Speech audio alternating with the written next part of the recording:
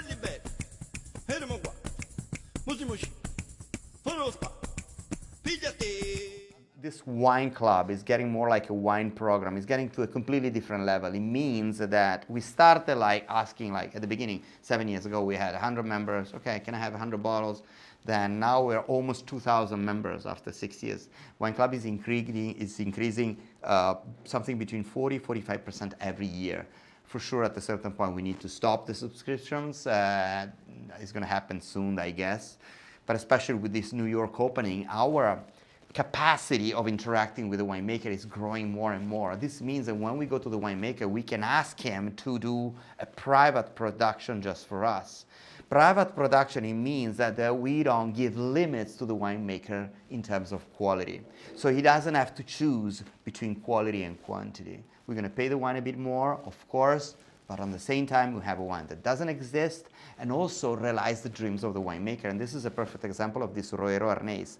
Arnese is a great variety that I potentially love, but I barely find an Arnese that satisfies me, because it's a great variety that has got some problems in fermentation, usually tend to get some oxidation. You need to use some selected yeast, and most of the Arnese are strongly high filtered. They're a bit confectionery.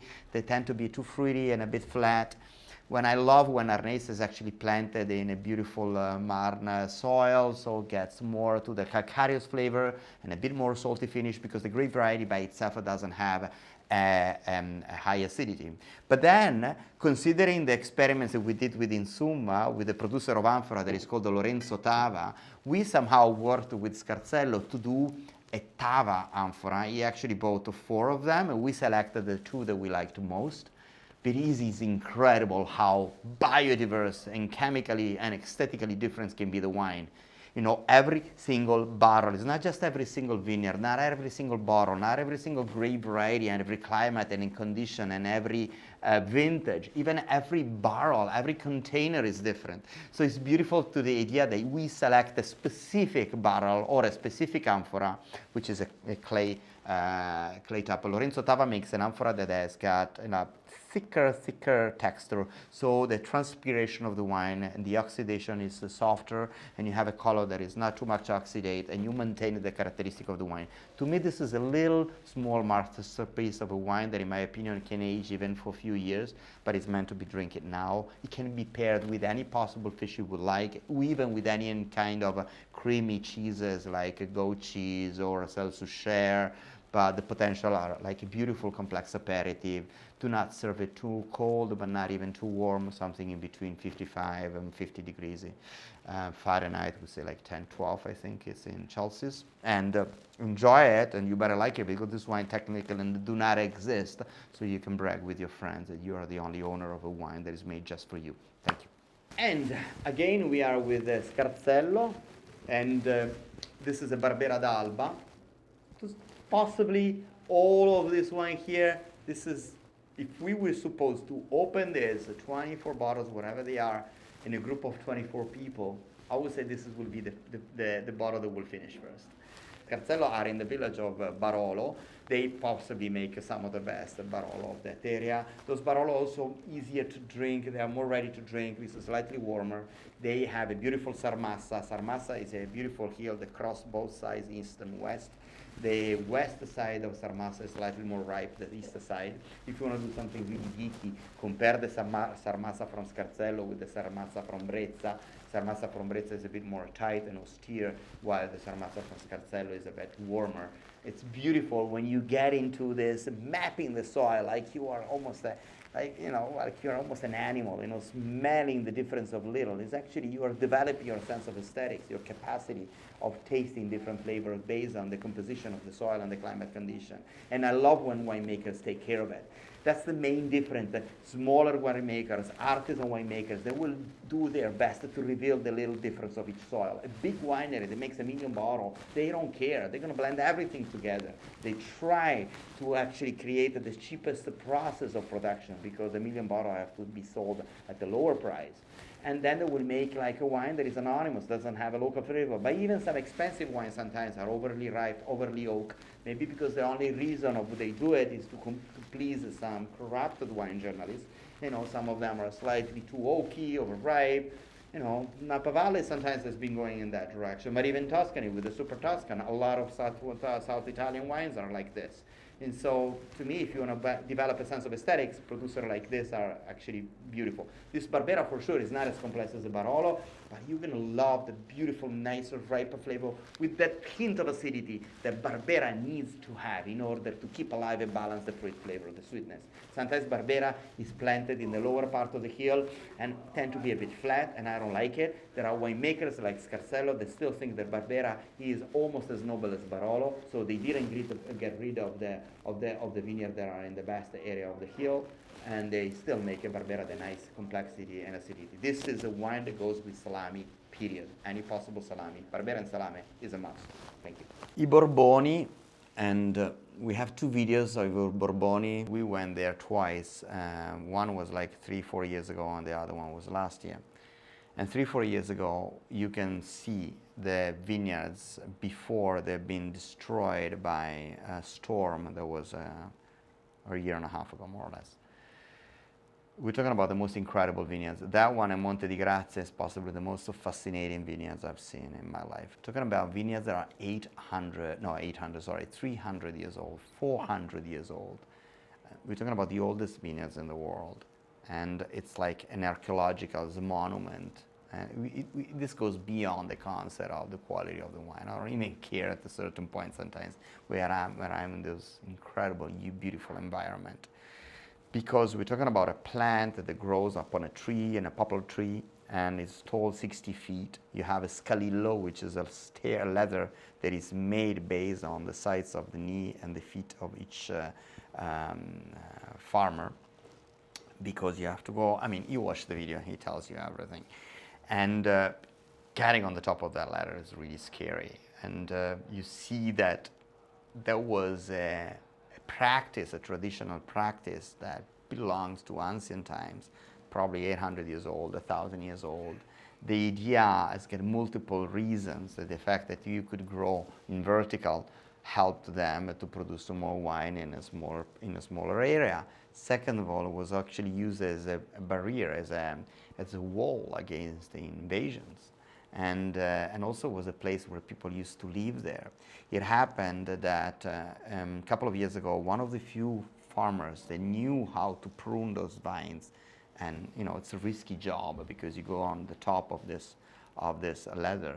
He started to suffer from vertigo, and so he was not able to prune the vineyard properly. It means that you're supposed to cut some of the branches so that the wind can pass through. So this, combined with the global warming and the fact that they started to have big storms, those vineyards collapsed. And when we came back a year ago, we saw one of the most sad, and this, I was talking about the Sorelle Manca were the only one that were crying for vines. Actually not. Even Nicola and the older farmer that used to work for Nicola Amoruso from I Borboni, we saw him crying, remembering the struggle and the fact that these vines were, collapsed. There are still some of them. They are slightly smaller. Fortunately, none of them are gone. But the iconic perception of this land that is the only place that really identifies. You have to think that we're not so far from Casal di Principe, La Terra dei Fuochi. It's an area that has been really famous in the 80s and the 90s for the Camorra, which is the local mafia. An incredible, horrible fight between families that destroyed the land, that are overbuilt. There is a lot of cement all over. You don't really need to actually have the mafia to destroy the land. A similar situation you have in northern Italy. But for sure, this is not even linked with production of industry. It's just a desertification in terms of human connections. Places where you don't have squares, and you don't, places where people can meet together, the sense of community, and everyone emigrates. And the fact that Nicola decided to stay there to keep it tight. That's why I love to support these guys. Again, part of our wine program, and he started to do sparkling. And Asprigno is a great variety because of a lot of reasons that has got high acidity. This is the only wine that goes with mozzarella and fresh cheese. And then I asked him to do a rivolta, so it means a petnat, so it's a sparkling without adding sugar. We almost bought the entire production of it. It's so beautiful. It's like, this is a summer wine. This is a beautiful, it's not really complex, comparing to other ones, but it's a wine that really, this nice tight acidity with this flavor of little yeast. You might find some sediments in the bottom of it. Drink it, because sediments, if they're good, they're really good. Is a wine that goes with oysters, in my opinion, goes with like some lemon type of flavors, and anything that is refreshing for your palate. And cheers. Filippo e Alessandra Albamocco. Two young people that are coming from Ravenna and Ferrara. It's a strange flat area. The surely is not famous for wine. Ravenna, again, is not really famous for wine. So I like the idea that there are these two beautiful couple that decided to move at 23, 24 years old in the most lonely and detached place of central Italy, which is in the hills of Marche. The thing, I think, the link with that place was the land that the father of Filippo bought a few years before.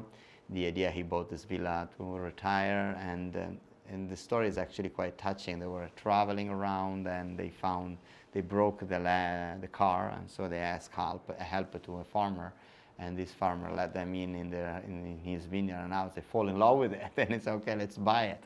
So that's how we started this, and I think Filippo and Alessandra are so talented. They study so hard, so much hard workers. And they're not coming from a poor family, so nobody asked them to be so committed with that, to live their life with parties and friends in the big cities and moving to a place where you can barely have an espresso in the local bar as the most exciting thing you can do. And that place, to me, is incredible. It's a Tuscany, but with less tourism. People are so gentle, and the wines is mainly based on a grape variety called Verdicchio. We also have another winemaker. It's called, actually, I'm going to present these two winemakers together because I'm trying to link these two wines. And there are two sparkling. This is tier 2, I think this is tier level 1, 2, and level 1. And why these two wines? First of all, because there is 5 miles of distance between one and the other. Second of all, because they're both so sparkling. And third of all, because we're planning to buy a vineyard, and the idea is to give it to both of them in order to make a wine together. I'm trying to create a forced marriage between winemakers because I think that they have capacity and skills that are completely different. The group here, the Liptra, this is a group of 4 people. I mainly deal with Roberto. They know how to deal with the wild side of the wine. It means that they know how not to microfilter wine and not to put selected yeast to let the wine goes. And while Filippo and Alessandra are incredibly skillful in selecting the different parcels and actually dealing with the concept of fermentation in the bottle, and especially the sparkling fermentation. So the idea that they can help each other, them to let it a bit go the wine more, and them is also to develop the concept a bit more finesse in the bubbles.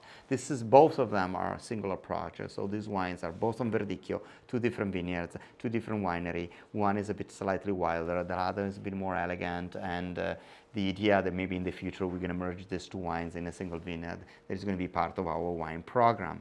Actually, this vineyard has a beautiful house. This is what is interesting about sparkling Verdicchio, which is started few years ago, and only few are making it. Sparkling Verdicchio is a grape variety, doesn't have a high acidity, but a nice, beautiful saltiness. So this is a completely different type of sparkling that we're used to when we have this bad imitation of champagne in Italy.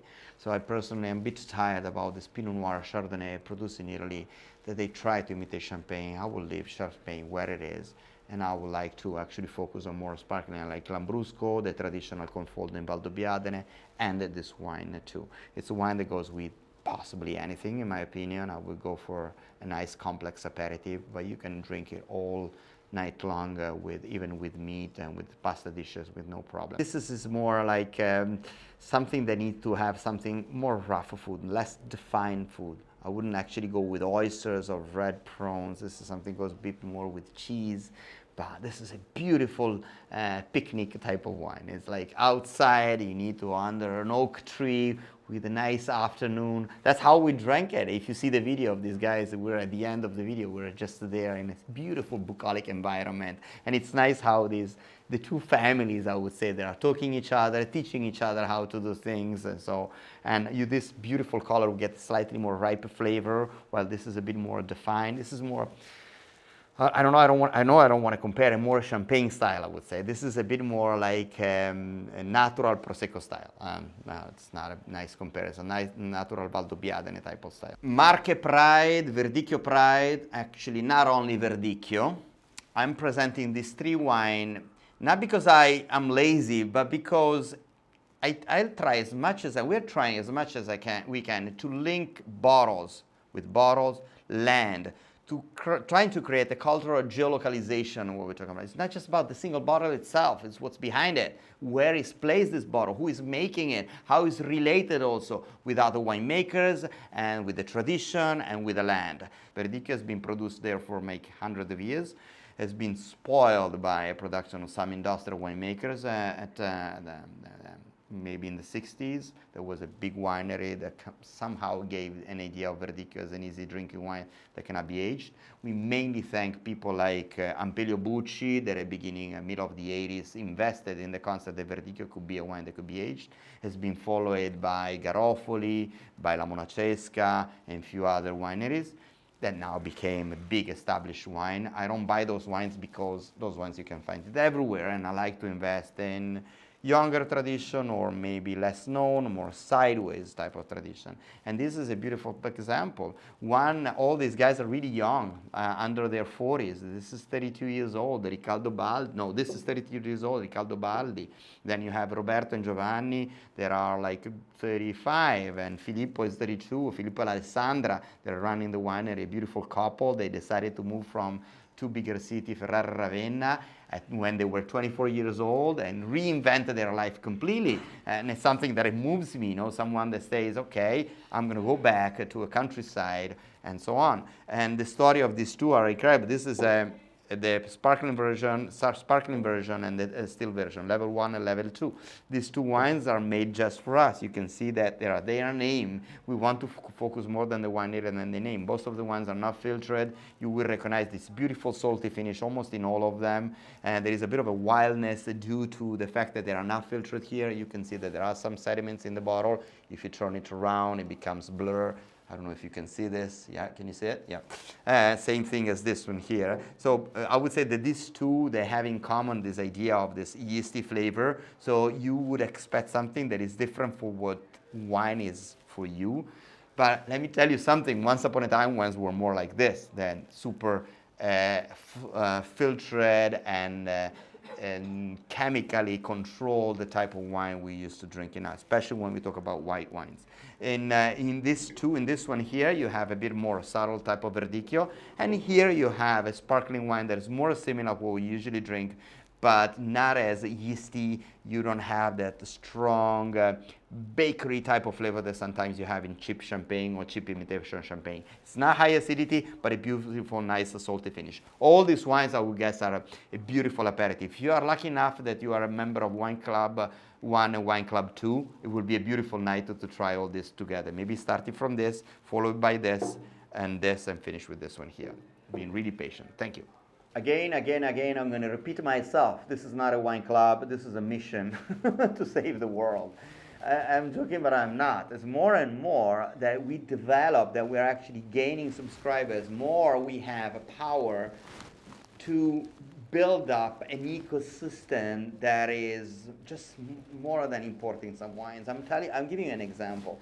If I repeat it, I'm going to repeat it every single wine we're going to present. I'm going to repeat this story. If I go there and I buy 1,000 bottles, 2,000 bottles, now I have the power to tell to the winemaker, or the capacity to suggest to the winemaker to make decisions that he would not make alone by itself. There are decisions that goes towards quality and not quantity, that goes toward taking maybe some risk, or maybe do some experiments he would have not do it by itself. the example of Pierpaolo Messina is perfect, even though he's not a winemaker that really needs our help. He's one of the few wineries we have been chosen for our wine club that makes more than 80,000 bottles. In this case, we're talking about 120,000 bottles, which is nothing compared to the average production of a big winery in US, even in Italy. And you have to consider that a big winery usually is more than 300,000 bottles. But most of these wines are coming from people that make 4,000 or 5,000 bottles and not more. And so the reason why actually we made an exception, first of all, because Pierpaolo is a really good friend. Second of all, because we've been developing our business. Somehow we have been growing together. He's slightly younger than I am, but he's a wonder boy. He started when he was like not even in his 30s, and he was making already an exceptional wine, and he was so focused, and especially the idea that he was somehow revitalizing an area that used to be considered an area that used to produce quantity and not quality. With a great variety, it's called the Nero d'Avola, that it's not easy to deal with, a lot of reduction, it's always been planted in the wrong area. You have to consider that Sicily was the warehouse of cheap wine. It used to be, produce a lot of alcohol to export, a lot of sun, easy, cheap, employees that used to work for less price than another region, another area in Europe, and, it became of these big tanks of grapes and wine that was going all over Europe and the world, maybe labeled as other type or as a fake Montalcino in Russia or in US, I don't know. So the idea that a winemaker decided to focus a bit more on the cruise, and I would say that maybe he will deny that, but if we have this wine, it's maybe because of me. I was there like 7-8 years ago, and he told me that his main hills were his main wine, Rosso di Contrada, was a blend of 4 different areas. And each one of those areas was somehow giving a different type of wine. And then I suggested him, why don't you produce 4 different type of wines? And then he said, yeah, but it's a lot of effort because, and then I don't even know if people will understand. I cannot make a Burgundy style wine in an area that nobody recognized the concept of selecting a single vineyard. And I said, okay, I'll support you. And maybe I was not big enough at that time to support him. So this thing has been going a bit lost in memories. But then, like 2 years ago, I said, I'm ready. So do you want to do these 4 labels? And this is Coniglio, then we have Conca, then we have Parrino, and I have a 4th one I don't even remember. And as far as I remember, there is like a 3-4 days, 5 days in the harvest difference time. And even though it's actually the area really close to the other. And the Coniglio is something with Conca is a bit delicate, Parrino is a bit stronger. I would say Coniglio is something in between. I love this balsamic finish with a slightly hint of licorice, with a bit of anchovy hint at the end. This is the one that goes with a beautiful codfish. It can go with swordfish. It can go with something slightly spicy but not too strong. And any medium dry cheese is a perfect pairing. Cheers. And one of the strangest and complex and fascinating trip we've been done all over Italy is the one in Vulture. I remember there was me, Giulia, Armando, and Lindsay, and we couldn't find a place to sleep. We were in the market the day before. We had to drive like 5 hours. We arrived in a horrible hotel in the middle of the highway, like at 2 o'clock in the morning, and we were completely fucked up the day before. We've been tasting 7,000 wines, and sometimes you feel like, no, I cannot make it. And the day after, we arrived in this area, and I think I had the most incredible experience in terms of how you perceive a countryside, how you perceive an environment, as Dale Jamieson said. I like to use the word environment because environment is something that surrounds us. It's not just a thing you have landscape you take a picture with. So you get into it, you get inside of it. In order to get inside of places like this, you need to have a weaver. You need to have someone that is able to introduce you deeply in that place. And I love the fact that with wine, somehow we are able to get in touch with history and stories and places that we were not ever able to see if we were not knowing that specific person. And Giulio Bagnale, to me, has the biggest quality Giulio Bagnale has, that he is able to tell you the story of what is surrounding the wine, not just about the wine itself. We started visiting an incredible church that has beautiful frescoes from between the 9th and the 11th century, and he told us that there was an archaeologist there that told us how Melfi was probably the New York of Europe of that time. We didn't even know that. And like there were these frescoes that were matching the Orthodox Christianity with the Catholic Christianity and the Northern Christianity too. There you can see it because there is Jesus that is doing this sign. This is the Orthodox, and then you have the Croce di Sant'Andrea, which is the Sant'Andrea cross, is the cross of the Germans. So it means the monks from Turkey, from Greece, and from Germany were coming there and painting, and they actually taught the local. I would say they retaught the local how to produce wine, because it was, the collapse of the Roman Empire was something that shocked Europe completely. So we had to go back to things that we have lost, and we need to thank in that case the monks where they were. Think about the Cistercian monks in Burgundy, and in that specific case, it actually shows that he showed us how they were doing paintings for insects. They actually realized that some colors were helpful to avoid insects and other colors. And they created that. And then we went to a palmento that was, I think, 800 years old. And then it's a place where they used to make wine, and again with beautiful frescoes. Then we entered in this cellar that was escaped. There was this excavation during the centuries inside the volcanic soil. And it's an incredible cave where he actually aged a beautiful Caciocavallo. And then I asked him about the Caciocavallo, which is a beautiful cheese full of mud. And then he brought us in this national park where the last guy is still producing the traditional Caciocavallo from Vulture, which is coming from animals that eat fresh grass 360 days a year. Nobody's doing that anymore, almost. I don't think there are more than... I buy 70, 80 cheeses from this guy. 60% is for my own my personal needs. The other 40, I'll stick it in the luggage and I'm bringing it here in New York, and some of them I use it in South America, Trimessa. Now, we're talking about Aglianico. What I love about the work he's doing on Aglianico is to work on an Aglianico that doesn't have a high concentration. A lot of producers in Vulture have been doing over-extracting the Aglianico in the 80s and the 90s, especially in the 90s. And to me, they're producing wines that are a bit too fat, too not balanced, too much oak. Tannins are not pleasant. There is always this too sweet or too bitter finish. So the idea to create a slightly softer skin contact and to not over-concentrate the wine, and to give a wine that is actually more pleasant, more easy to drink, slightly softer tannins, no sulfites, beautiful little wine with this nice smoky flavor at the end.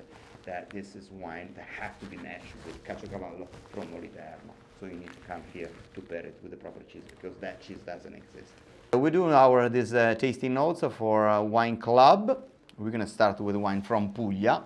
This is a winery who has been subscribed to the Wine Club for more than a year probably already know it. We are in southern part of Italy, Puglia.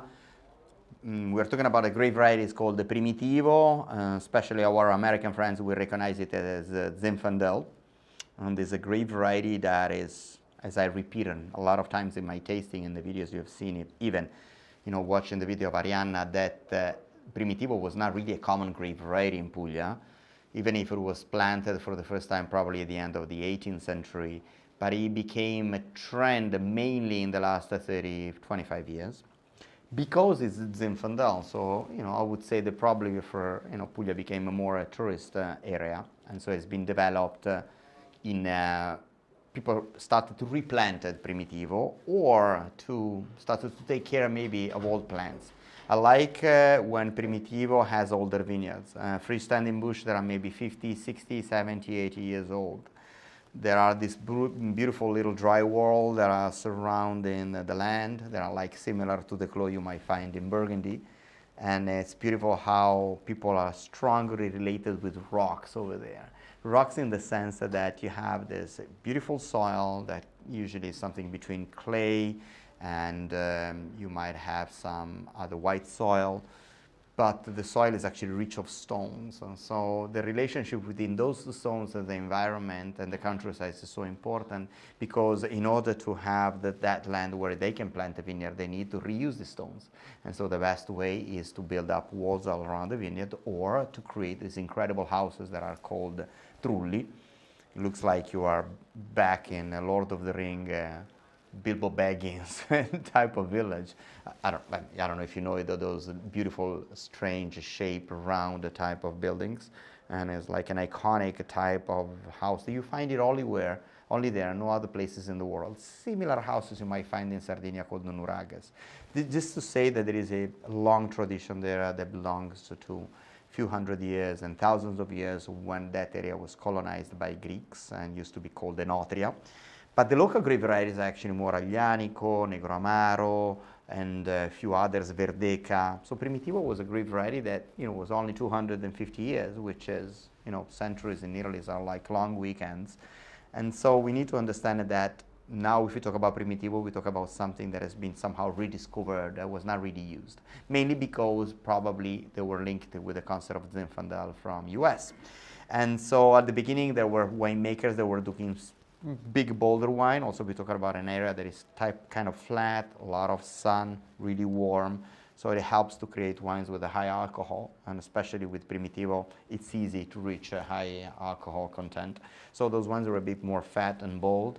We can mention mainly two winemakers, and one is Chiaromonte, the other one is Gianfranco Fino, that made Primitivo famous all over the world. But beside that, there are a few producers that have been going a bit like underdogs, winemakers, that were able to develop the concept of Primitivo that is a bit more, I wouldn't say elegant, but for sure lower in the alcohol and more gentle. I don't want to use the word feminine because it's a tricky word, but for sure this is a woman, and Arianna, same as Plantamura, Mariangela, which is she's another producer that is part of our wine club, makes those wines that are slightly more gentle, more delicate, less alcohol content, more on the spicy fruit. The nose is nicely ripe fruit, but then on the palate is nice and spicy. This is a beautiful pairing, Allegoria, with maybe cacio e pepe, with some food that are not too strong. Maybe some lamb could be, like lamb with some herbs, something that reminds you a bit of a pepper. And I would suggest to serve it not completely warm, like something in a temperature between 65 degrees, and maybe let it warm in the glass. It's a beautiful wine that goes with a lot of meat food. And let's move over. Two wines from the same winery, level 2 and level 1. This is a Sangiovese 100%, and this is a Sagrantino 100%. Diego Calcabrina is one of, whenever we go to do videos, we're always scared because winemakers in front of the camera, maybe they're not used, to speak with people. Sometimes we go in the middle of nowhere. Think about like a lost little village in Calabria, and nobody goes to visit them often, and so they're not really used to to speak. And Diego is one of those people, whenever I go there and I want to make a documentary, a little story, he is the director of himself. He's so passionate, the capacity that he has to transfer the passion he has about the wine, and especially he's an incredible cheese maker. He has a beautiful farm, and he will probably, we're going to visit him in a couple of weeks, because, no, not next week actually, he is probably going to be part of our wine program. I'm going to tell you what's the difference between the wine club and the wine program. The wine club is a selection of beautiful wine, in my opinion. The wine program is when we buy a piece of land, or we are doing a wine together with the winemaker.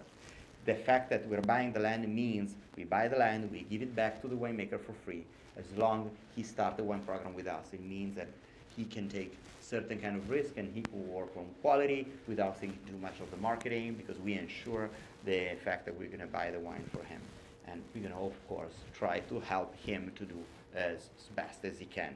So I'm pretty sure we're going to start a nice interaction with Diego, because we already do all the cheeses you find at Roscioli, for example, are coming from his cheese factory. And this is a Foglio 61, which is 100% Sangiovese. Sangiovese, I used to say that is a kind of an old and nasty man. It's not an easy grape variety to deal with. It's been mainly developed in the 19th century because it produced more than other grape varieties. It's a beautiful study that even Giuliani did. He discovered, according to some papers from before the phylloxera time, so mid of the 19th century, that most of the production on northern and southern Tuscany, and even in Umbria, was mainly Canaiolo, not Sangiovese. So Sangiovese has been somehow overproduced. So you need to deal how to do it. He used to the fact that this wine is not filtered, the fact that he doesn't put any sulfites, and the fact that he is super taking care of the phenolic maturation of the skin. The ripeness of the skin have to be balanced with the ripeness of what is inside the grape. Sometimes we over-ripe the skin and we have a bit of tannins, and then you have not a mature juice inside. So you need to have a cool climate, you need to not to fertilize too much, and this is a completely biodynamic and organic producer. I think it doesn't put more than 15 sulfites in this bottle, and the wine is beautifully ripe on the nose with a nice tight finish at the end. This is a wine that I have to go with a bone steak, T-bone steak, but it can go, I would guess again, with medium mild cheese. Pecorino di Pienza is a beautiful example, or maybe a hard goat cheese from Calcabrina. Hopefully, if we're gonna make a proper deal with him, we're gonna have even some rooms in that area. People can go there and live like a beautiful week or a weekend spending in the countryside. You might have some free offer day if you're a member of Wine Club. The other one is the Sagrantino. Sagrantino is a beautiful grape variety. It's a terrible grape variety, but this is a beautiful type of Sagrantino, mainly because the winemaker is a guy, Diego is one of the few producers that is telling you straight the truth. And I remember the first video that I did about Sagrantino from him is that this grape variety is not good. I'm sorry. I know that Sagrantino is famous all over Italy. It's getting famous all over the world, but it's a pain in the ass because it's a grape variety. You never get a proper tannic maturation and the ripeness. The skin is so tough. You don't know what to do it. And so he was able actually to try to afford the Sagrantino on a sideway, not with a strong impact, using a lot of oak, maybe, trying to cover this problem of tannins. And it's about, I'm going to let it go, I'm going to let the wildness go, and keep more on the fruit, and make it slightly more balanced. Maybe using a little bit of sugar content, without adding sugars, of course. And this gives a version of Sagrantino slightly softer, strongly deep, nice and ripe at the end, a nice plummy flavor at the end. This is a wine that I wouldn't match with raw meat. I wouldn't match with like a rare steak because it doesn't have to match with the metallic flavor because otherwise tannic and metallic are going to be in contrast. This I would go with a really spicy sausage. Something big, fat barbecue is ideal, and any kind of spicy and salty cheese would be perfect. Contucci, if you have been a member of this wine club for more than a couple of years, you probably remember perfectly this winery. This has been an iconic winery of our restaurant and of our wine club. Possibly the first video that I have ever done. Then I started those rough videos. Giulia and Armando were not helping me yet, and I was just alone with my little video camera. And I posted this video of Adamo, who is the cellar guy that has been working for the Contucci family for his entire life. He entered in that cellar when he was 16, and he's still kind of working there, and he's 86 right now. So it's totally, completely dedicated to an historical, and I would say even archaeological winery in the southern east of Tuscany, Montepulciano. A lot of people confusing Montepulciano in Tuscany with the Montepulciano d'Abruzzo, which is a grape variety from south of Italy. They are completely two distinct, different things. I will explain that in a second. But by the way, going back to our Adamo and this video, I'm going to post it because I know it's really rough, but it tells you the passion of this guy and how he strongly related with his roots. And his roots is not about being Tuscans. Be careful.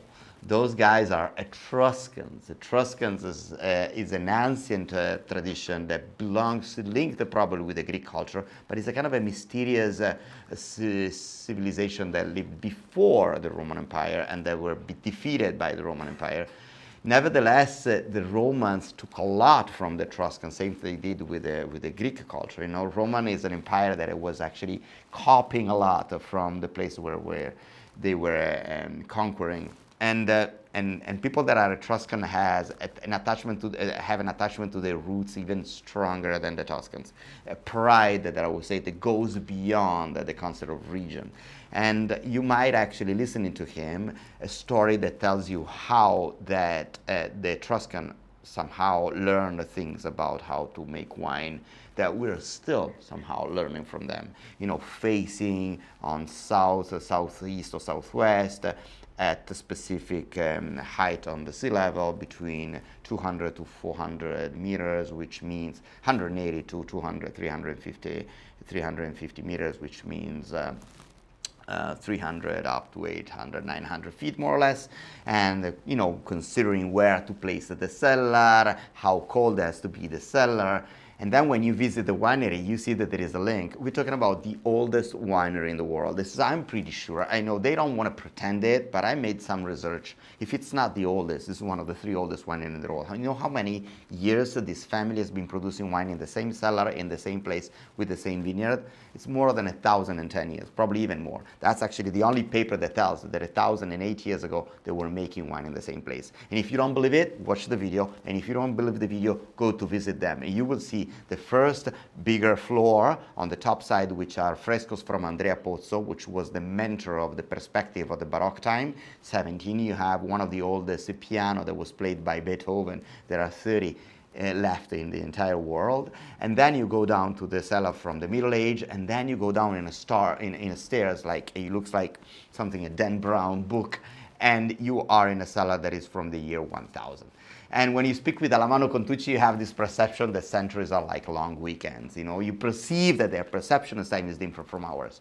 I'm not saying, when I ask a question to my clients and friends and say, what do you like about wine? They say, I like because it's fun, because it's diverse, that it's complex. But one of the things that comes, I like the history that is behind. And there is no place like this one here that tells you that history is important. Mainly because Tuscany has been strongly corrupted by tourism, and which is a good thing. People became more rich. You know, the countryside is surely more preserved than Calabria and other Italian regions. But the effect that sometimes they produce some Chianti, some Montalcino, and some Montepulciano, that they don't really follow the tradition. And so a lot of Cabernet, a lot of Chardonnay, a lot of Merlot, a lot of new oak barrels, flavors that actually give to the wine a bit strong international, a bit more homologated type of flavors. These guys, they don't do that because they have an heritage to respect. When Alamanno and Andrea or Adamo have to make a decision in the cellar, they have to refer to those ancestors. I really remember Alamanno saying, even I was trying at a certain point to follow the trend of planting some Merlot, but then I had some nightmares. I mean, my grandfather coming from the graveyard saying, what the fuck are you doing?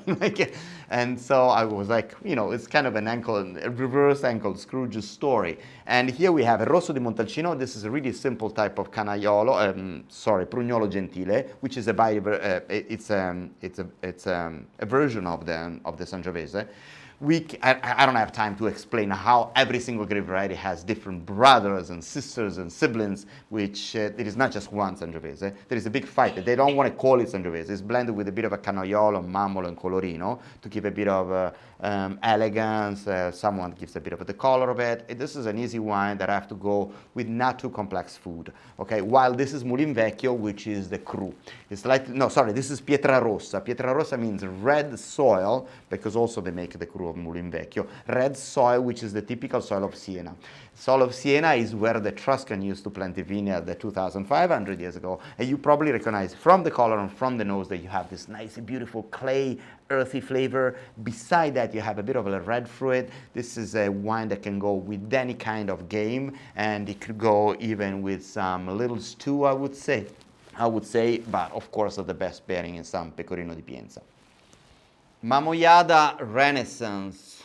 Mamoiada is a little village, not so little, it's 2,000 inhabitants actually in the middle of Sardinia. Before I was talking about Neoneli. So it's a bigger version of Neoneli that has been doing slightly more steps. Neoneli, it's a rebirth, let's say. Mamoiada, I think already we can consider it an official and kind of well-known wine region. Well known for experts, for sure. Most of the people don't even know where Mamoiada is. That's where Mamutones are, which is one of the oldest European rituals. Probably is more than 3,000 years old. January 17, they wear this dark mask. But you can see all this thing in the video, so I don't need to say anything more. And I think it's a beautiful El Dorado. It's heaven for a sommelier because you're discovering there are more than 250 winemakers there. At the moment, there are 35 that are bottling. Every year, someone else is actually bottling. Decided to take the vineyard and put it in a bottle instead of sell it as a bulk wine. But sometimes the bulk wine is even better than the one in the bottle. So to me, I just have to decide which one I want to support. And we need to thank actually, there are 4 from Amoyada. There is also Viche Viche, è vero. Let's start from Viche Viche. First of all, we're talking about an area that is between 700 to 800 meters on the sea level, so 2,400 feet on the sea level, so cooler climate, even though Sardinia is usually, as a stereotype, represented as a warm region, especially in summer, of course, but it's actually there is snow, Gennargentu. It's an incredible environment. The landscape is beautiful. When it's really clean, you can even see the seaside. But you have to consider it is a mountain, we have the beautiful small oak tree forest. You have the nuragos that are these old archaeological sites. Some of them are 2,000, 3,000, 4,000 years old. There are those caves with some little frescoes that brings you back to a tradition that is even before Greeks. Someone says Phoenician arrived there, but then they found recently, 40 years ago, they found a ziggurat, which is a pyramid that is more than 6,000 years old. So probably there were not Phoenicians there. And Sardinians are so proud about this because they don't even consider themselves Italian. They consider themselves like something else, something that is, when they go to Italy, they say, we go in the continent, we don't go to Italy, it's like somewhere else. And of course, this has been developed, local tradition that were not completely corrupted by globalization. So you can still find wines that go back in time when you taste them. And you have this strong fruity flavor. Let me give you a bigger of a background. We're talking about Cannonau. Cannonau is the Italian name of Grenache. There was a big discussion where Cannonau is coming from. Is it from France? Is it from Spain? We exported Cannonau in Sardinia from Spain in the 16th century. The French said, no, we did it in the 15th century. But then they found a jar with seeds of Cannonau that is 3,000 years old. So I'm sorry, Grenache comes from Sardinia. It doesn't come from Spain and France. They're really proud of this. And so now I've been putting a lot. This year we have 3 for this is for the wine club level 2, including Rizzoli, and this is for wine club level 1. But trust me, you will be really, really embarrassed to choose which one do you prefer of these wines. The average quality is astonishing. Almost every wine you pick up there is actually incredible. Even if you knock on the door of a garage, you will find a wine that at least is good. At least is unique. And that we say that as an average, we could say that these wines has a strong spicy flavor, nice ripe fruit flavor, slightly alcohol, it can be high now, 15 degrees in alcohol, 15, I don't even remember this one here, and this is another, no, this is 14, this is slightly lighter. So consider these wines, you need to have a heavy barbecue here. I don't know, this is a wine that needs a bit of a fat, meat, something like strong and spicy. Beside all, if we can possibly give some description, here we have a really wild production. My friend Pier Graziano Sanna, he literally lives in his own cellar, which is not bigger than this room. And I said, okay, can I invite you for a tasting in my cellar? Yes, of course. Then the night, are you tonight, what about if you come at dinner in my villa? Okay. The villa was the cellar.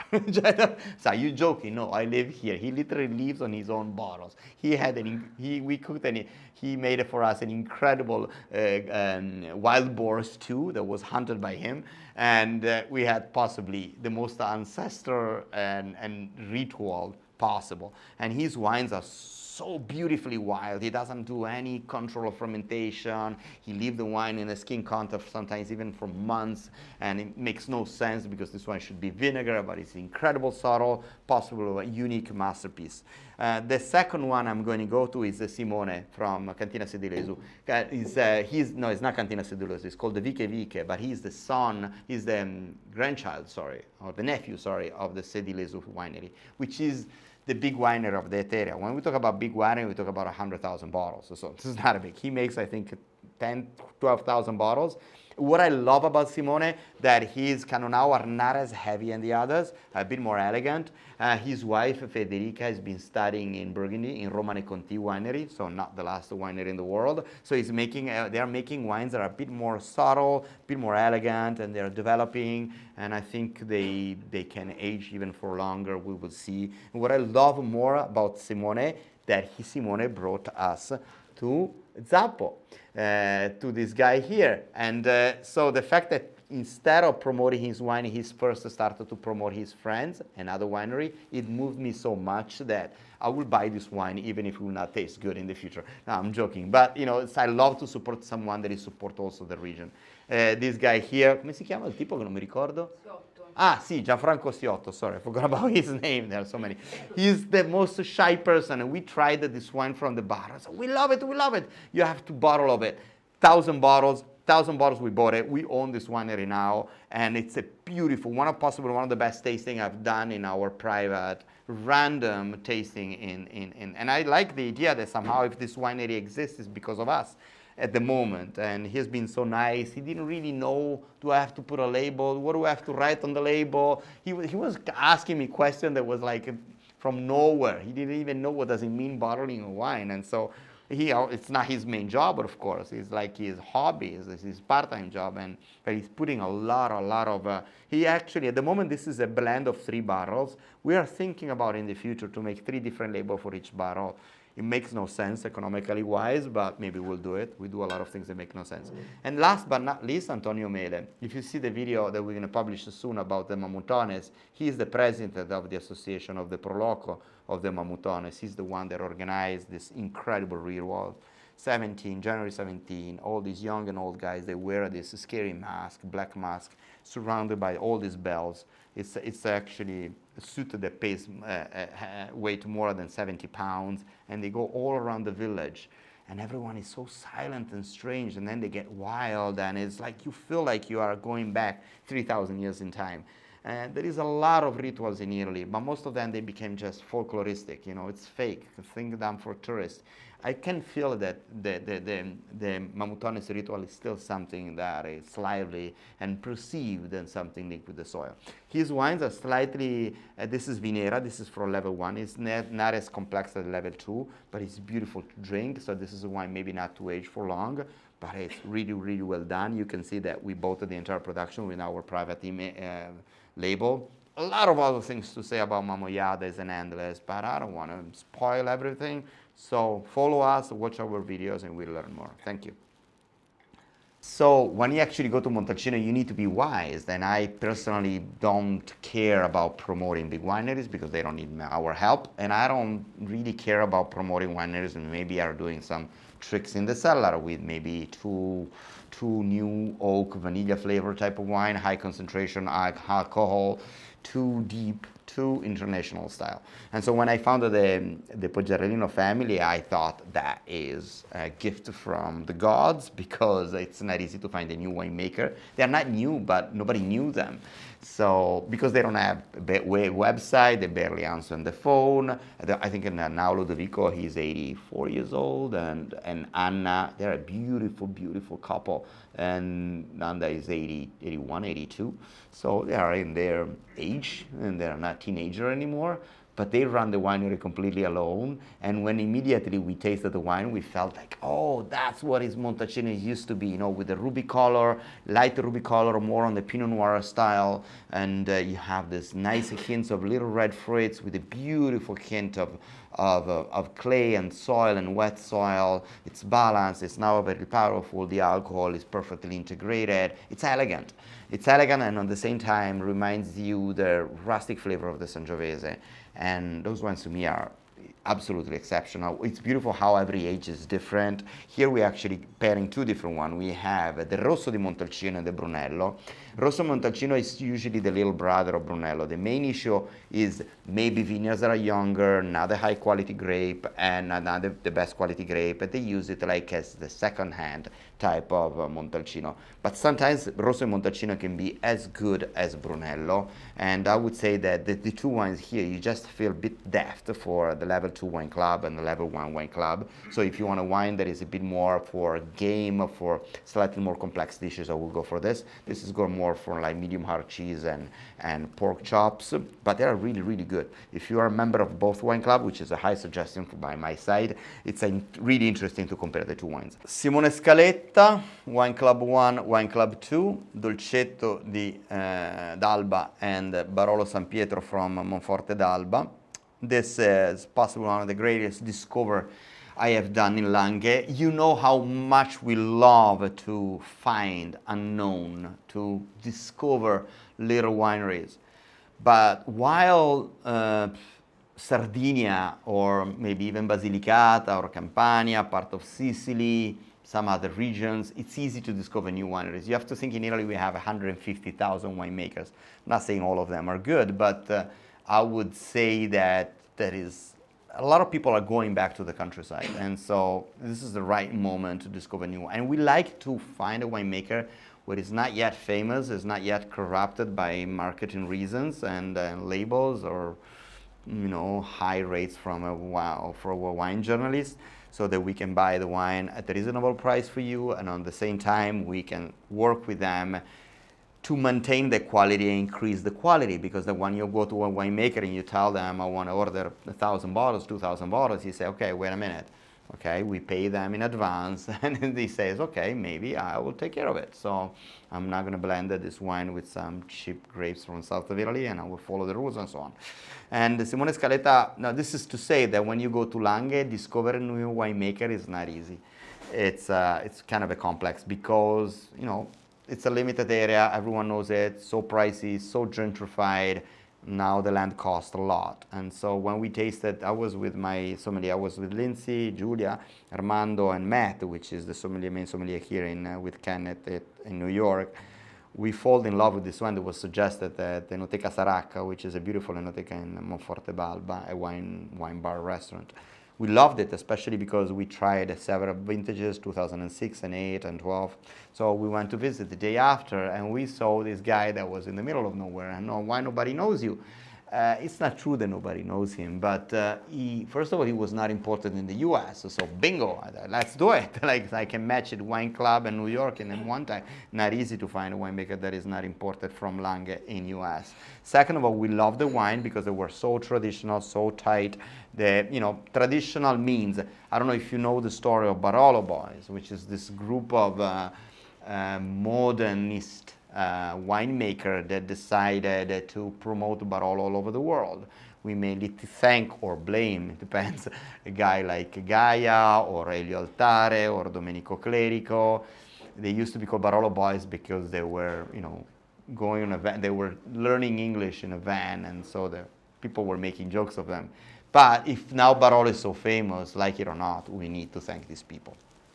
Now, it's an endless discussion. The fact that some of them started to do a lot of experiments in high concentration with the Barolo, using maybe new small barrels that were giving to the wine a strong oaky flavor.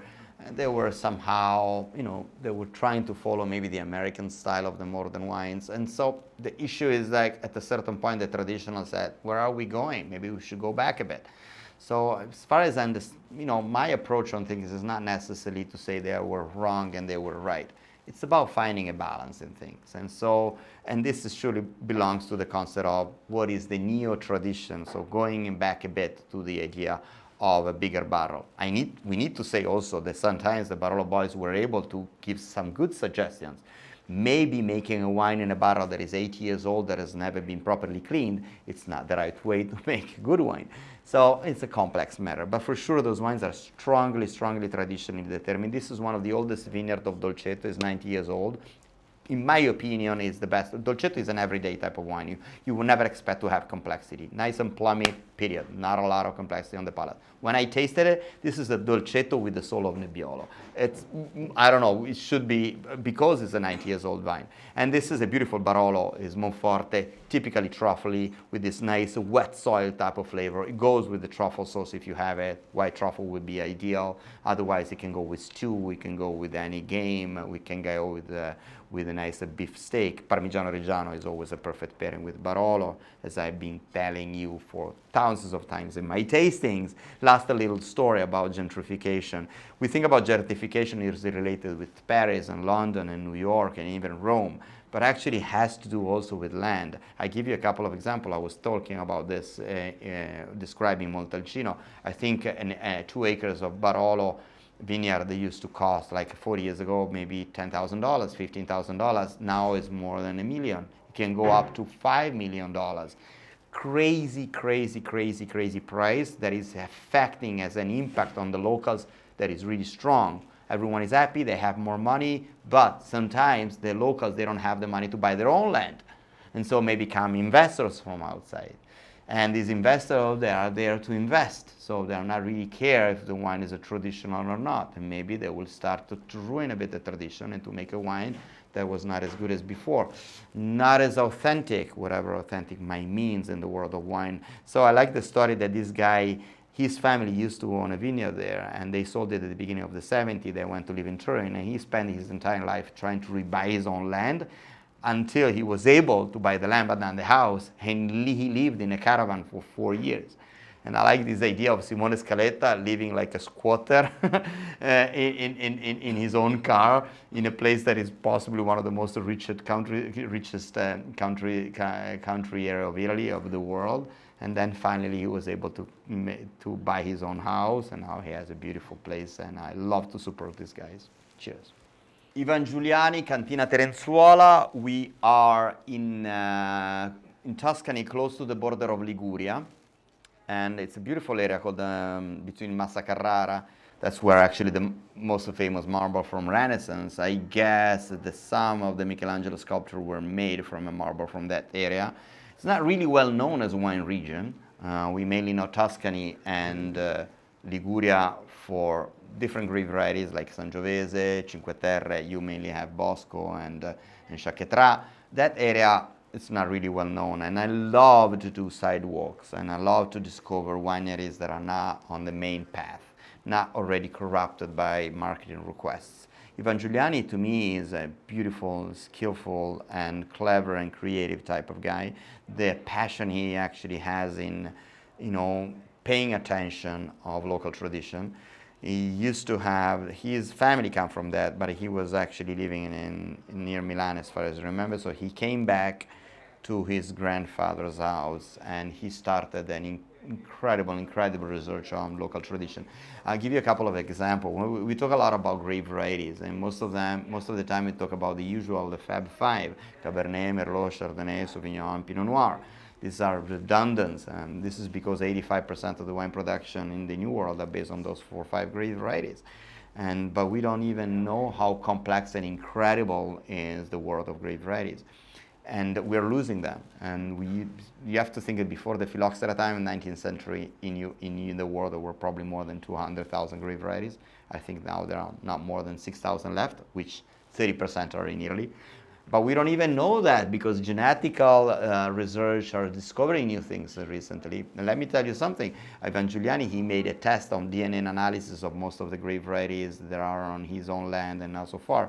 And with the University of Pisa, as far as I remember, they discovered that there are more than 45 different local grape varieties that has never been registered.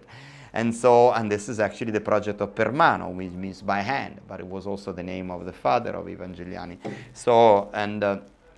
This is only 2,000 bottle production. Merla di Miniera is slightly more, level 1 and level 2. This is actually a vine that is growing on an ex-coal mine. It's interesting, when you taste it, you have this kind of a dark type of flavor that reminds you a bit the soil with nice, beautiful black fruit. While here we have rhubarb. It's a completely different type of flavor. He gets some more complexity, slightly more on the spicy. Those two wines are, to me, a little masterpiece. And we're actually having a project of making our own production of one of those grape varieties, which was, do you remember what was the name of the 500 liters barrel we tried that we loved? I think about Roseleta, but Roseleta is from Veneto. Well, it's a unique type of wine that is going to make only for us. I don't even know if we have the numbers to put it in the wine club, you need to come in New York or in Rome to taste it. So those wines to me are magic because they come from grape varieties that are rediscovered. They come from a project that is respecting the soil, creating a beautiful ecosystem. One and another thing that he discovered, Ivan Giuliani, reading all the papers of 150 years ago, that most of Tuscany, especially the northern and the southern side of Tuscany, was planted of Canaiolo and not Sangiovese. We always connect Tuscany with Sangiovese, but Sangiovese is almost a recent tradition. It used not to be like this. It has been actually developed because it was making more quantity than quality. So the fact that he's rediscovering a grape variety to me has an incredible complex potential. It's something that I want to support in any possible sense. Let me tell you last thing. The last project of Ivan Giuliani is in Cinque Terre. I don't know if you've been Cinque Terre. It's the most beautiful place. Every tourist goes there, but nobody knows what is happening in Cinque Terre. You have these little villages surrounded by tourists, and then the land is collapsing. It's collapsing because nobody's taking care of these beautiful terraces that has been made through the centuries. And so his goal is to save a little village, and maybe with our crowdfunding will be part of this project. It's a vineyard and a little group of houses you can actually reach only by boat, and possibly one of the future will create a little place where we can host you if you are a member of the wine club. Thank you for your attention. Primitivo means primitive, means before, because it ripe before the other grape varieties. It's fascinating to know how Primitivo was not really known as a local grape variety up to the 80s and 90s. It became famous mainly because of American tourists, because it was the same as Zinfandel, so a lot of winemakers, they started to do Primitivo, somehow following the rules of some Napa Valley wines. What I can tell you, the Primitivo usually it's a really alcoholic wine, it's really heavy, it's really vulgar, it's even overpowering, 17% of alcohol. And then you go to Gioia del Colle, and you had the female side of the wine. Arianna Pietraventosa and Marianna from Plantamura. First of all, you have this female enclave on wine production, which is really rare in south of Italy. It was interesting when we were there, and Nicole was the sommelier we brought with us in the video, how the approach of the family is completely different. Is the mother with two sisters, and it's beautiful that the only duty of the father is to prepare the food, and they actually work in the vineyard. So it is a completely twisted situation compared with what we usually see in our iconic idea of south of Italy. And their wines are completely different, are more elegant. This is 14.5 degrees. They last for longer. Their wines are more gourmet style, a bit of a spice. Can you be for the cacio e pepe is coming? So we're actually pairing now with the pasta of cacio e pepe, for example. So it's a type of Primitivo that is not as heavy. Gioia del Colle tend to give you also slightly more earthy type of wines, more elegant in my opinion, comparing to Manduria. Even the color is not as dark as sometimes Primitivo has. You have this deep fruit flavor. You recognize the fruit flavor of the Zinfandel here. Slightly jammy almost, no?